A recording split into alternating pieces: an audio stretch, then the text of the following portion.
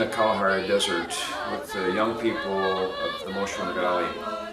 I'm convinced that our work allows an African saying to come true, and that saying is that when the desert blooms, the country's in good hands.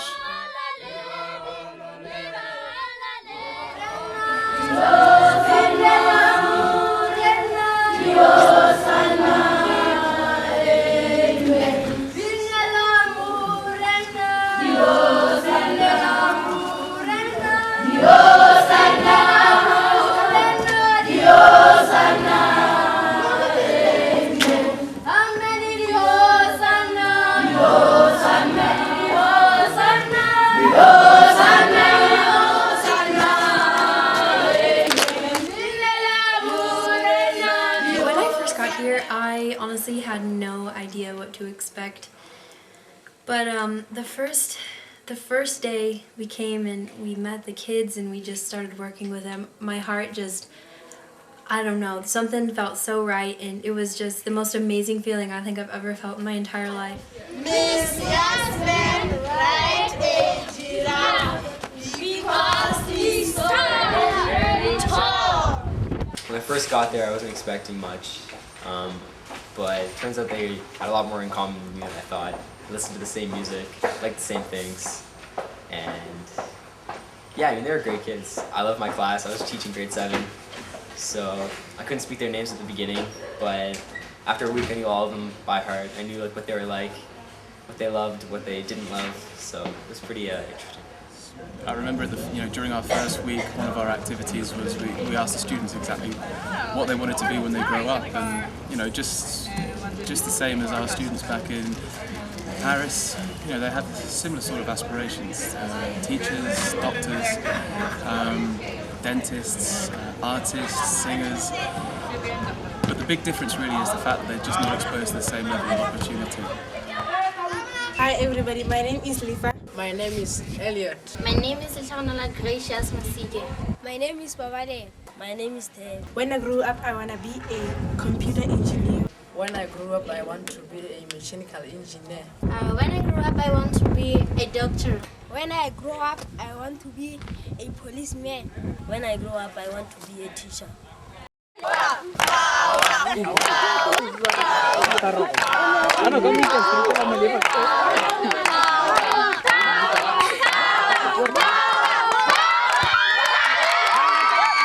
So when we were there, we put soccer poles, which were fantastic. Before the soccer poles, what they were using as goals for soccer were bricks, and it was just not convenient because you could rarely see like if the ball went into the goal or not. It was dangerous, and we put these official goals with nets and stuff, and it looked really nice. It looked really official, and the kids went crazy over it. The kids just like thought it was God. I mean, like.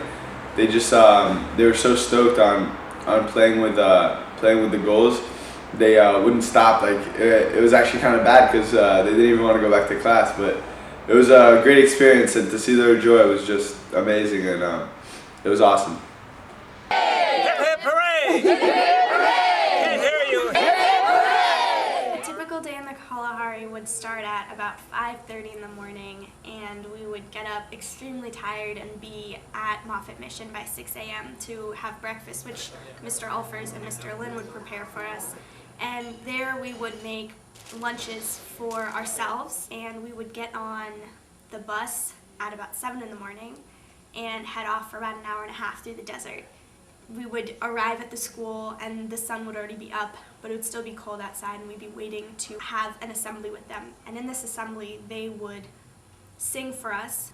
We would also give them words of encouragement every day, and to be able to tell them to keep working and to not be discouraged with themselves, and to tell them that we're still supporting them. We know that it's hard to learn English because we come from a school which is an international school, which means a lot of the kids who go to our school, their first language isn't English. But they have all learned English very well because they've surrounded themselves with English completely. So we want to urge you to surround yourself with English as much as you can. So whether it's speaking in English with your friends, or reading English books, or even just thinking in English, anything helps. So we want to thank you, and we want to encourage you to continue your efforts. After the assembly, we would break into our different classes and have classes for the morning. We would do different activities. Some could be more serious and academic, such as working on grammar rules and doing reading comprehension exercises, and others were more fun, where we would get to do Simon Says games or hangman or all sorts of different educational activities that they had a little bit more fun with. My brother is Matthew. He is happy. The verb is an adjective and a noun. Lucas says be strong. Lucas says be sad.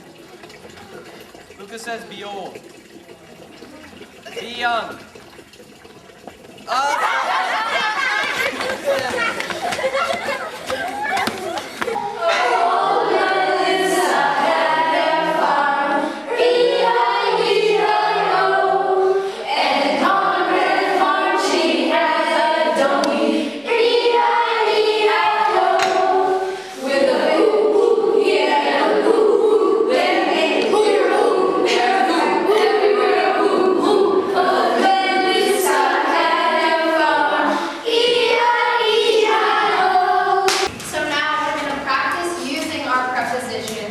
By using our balloons.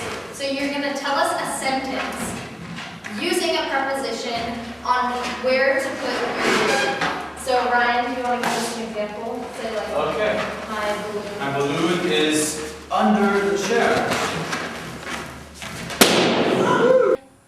At midday, we would break for lunch, and we would have about an hour where we got to play with them. We played netball and soccer, and we would also be able to talk to them just about what they're having difficulties with, or talk to them about the village and what their backgrounds are.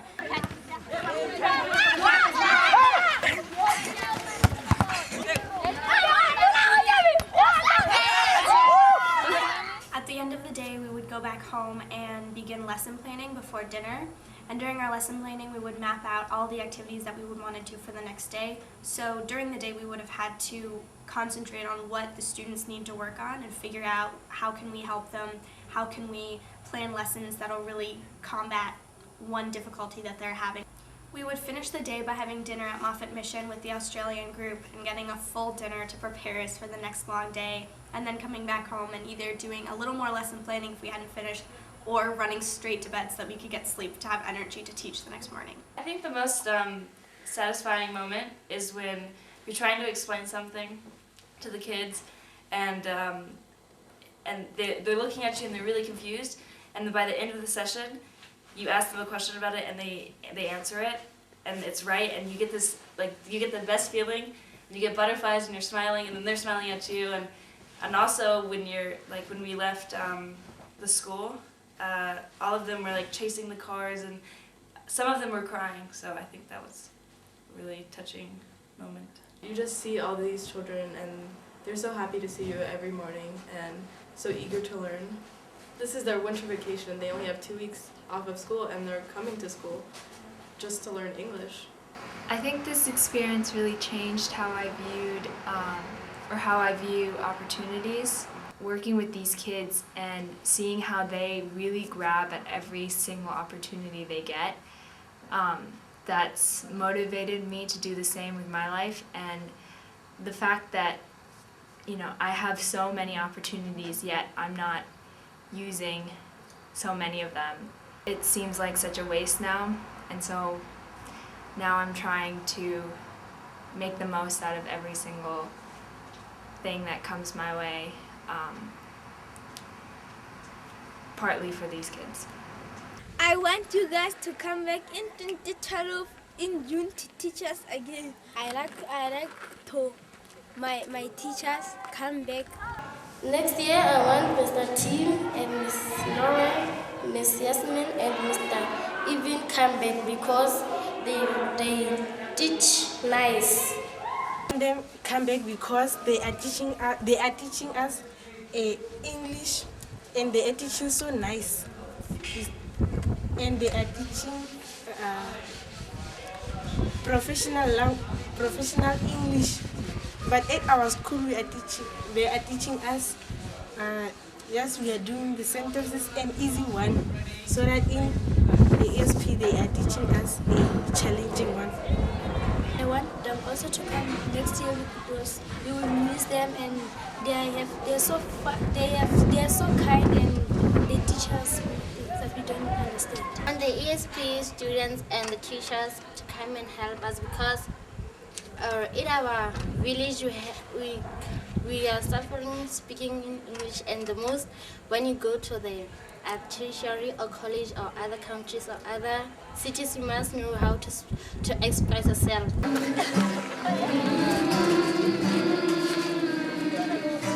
Sometimes in our lives, we all have pain, we all have sorrow, but if we are wise, we know that there's always tomorrow.